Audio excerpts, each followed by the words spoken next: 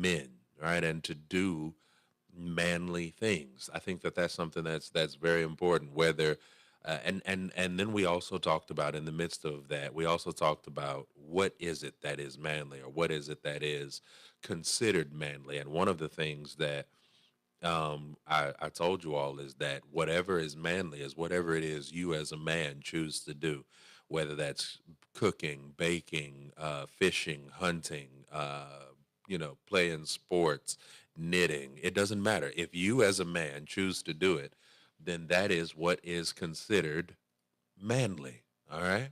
And so I think it's so very important that we as men, we don't always be so wrapped up, so tied up in making sure that we do everything that the wife or the girlfriend or whatever wants us to do, but that we do at some point. I know we have our family responsibilities, our as I say, familial responsibilities, and that's important. I'm not encouraging anybody to shirk off, if you will, or to shrug off your manly responsibilities. But every now and then, brothers, I know it is so very important for us to take time for ourselves.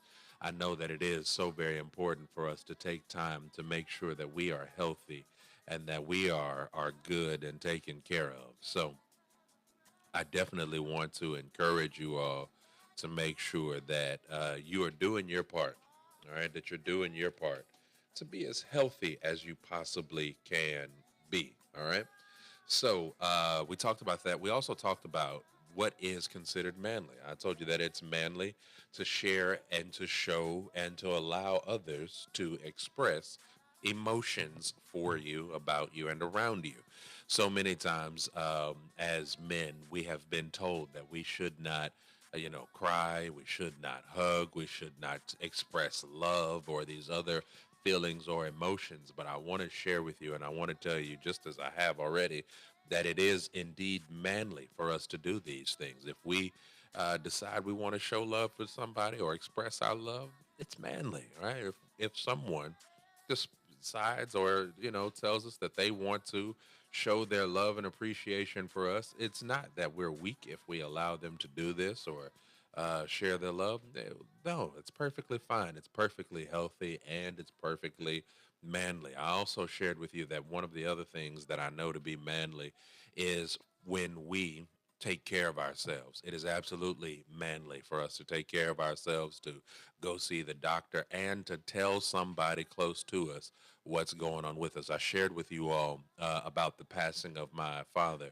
And when he passed, right, we all were left with questions like, what happened? How did I mean, we thought he was healthy, well, at least relatively healthy. We knew he had certain issues, certain problems, but we were like, man, we didn't know that it was to this point, right? So it's manly for us to share, well, first to get checked up and to know where we are health wise. But then once we know where we are health wise, I want to encourage you and let you know that it is also manly to share that information with someone else. All right, someone else who's close to you, someone who cares about you. Now, so that's the different points and places that we've hit all this month.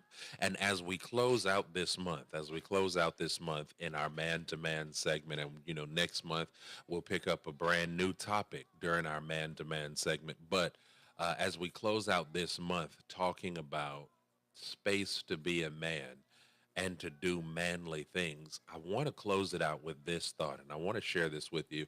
You know, there is so much that has been going on in this world, right? There's so much that has happened in this world, and as I look at the shooting that happened in Buffalo, the shooting that happened yesterday in Texas. I'm not to yesterday, but earlier this week in Texas, Tuesday in Texas, and then even the story I shared with you all earlier. The story. There's another story I read about a man in Arizona who fatally shot his wife because she startled him within the night, right? And so with all of these things, one of the thing that becomes abundantly apparent is that as men, we need space to be men. right? And you say, well, what do you mean by that? I mean, we as men have to be able to be present. We have to be able to be vocal. We have to be able to be visual. We have to, and that's a part of, I think, of being manly.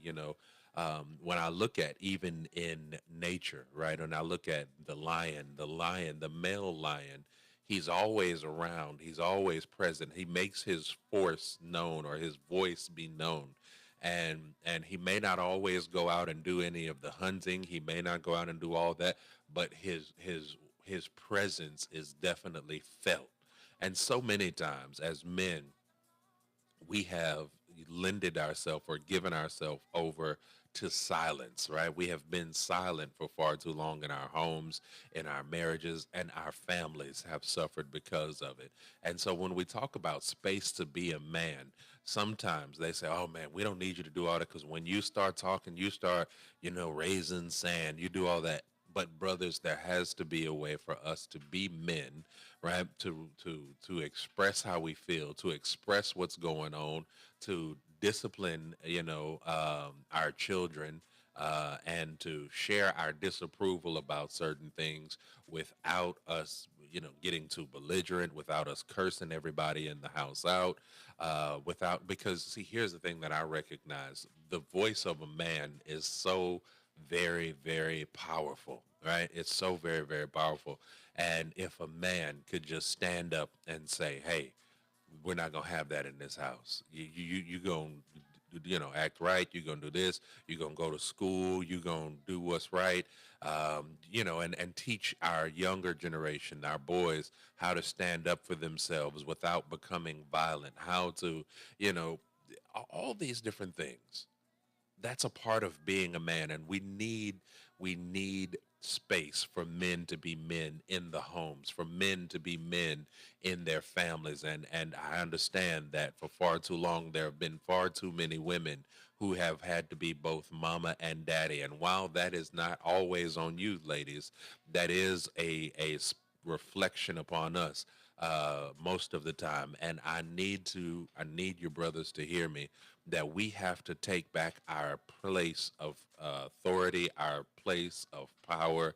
And it doesn't mean that we have to be some sort of dictator or authoritarian all the time, but your presence in the home makes a difference. And if you want to talk about the space to be a man and do manly things, that's the space for you to be a man right there.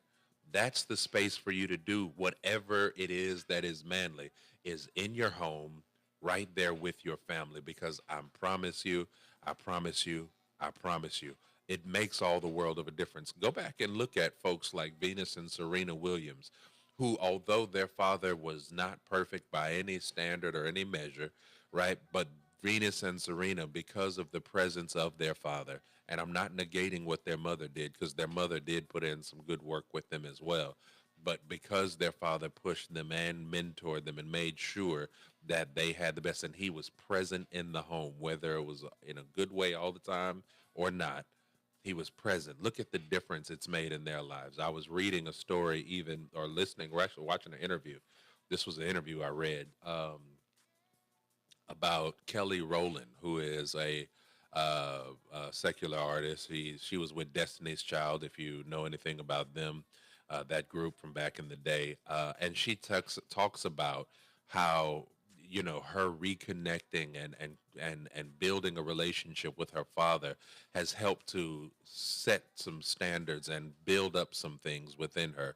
Men, we have a power in just our presence. And if you need a space to be manly, if you need a space to do manly things, that is the space, that is the place.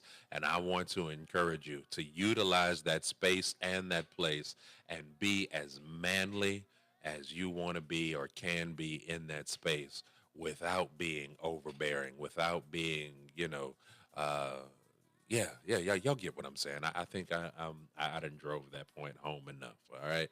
So as we close out this month, talking about the space to be a man and to do manly things, that's the ultimate space for you to be a man and to do the manly things, is right there amongst your family in the home.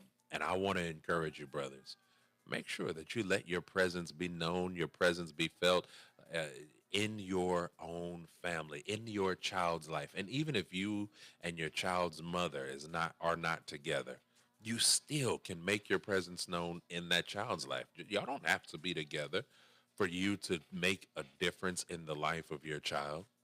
But it does take you at least being present and a part of that child's life. All right. All right, friends. I'm gonna leave that right there because I could go a little bit further, and I'm telling y'all I could tell y'all some more stories and some more like from personal experience in my own life about a father, right? And whether he was present or not present, whether he was there or not there. But I'm going to leave that at there, and I'm going to say it is important, brothers, that we as men have a space where we can be a man. It's all fine and dandy, for us to have, and I'm going to close it this way. Um, it's all fine and dandy for us to live on our own, for us to have our own place and to do our own thing. But what does the Bible tell us in Genesis? It says it's not good that man ought be alone. Why? Because he's got so much power. He's got so much influence. And if he does not spread that power, if he does not spread that influence, then what good does it do? All right? All right, friends. Well, that's how I'm gonna close that thing on out. Thank you for joining me from Man to Man. Be sure to join me right back here next week for another edition of Man to Man, where we'll have a new topic and a new subject right here on I Am Encouraged Radio here on 93.5 KPPM King Power Praise Music and ShabakRadio.com.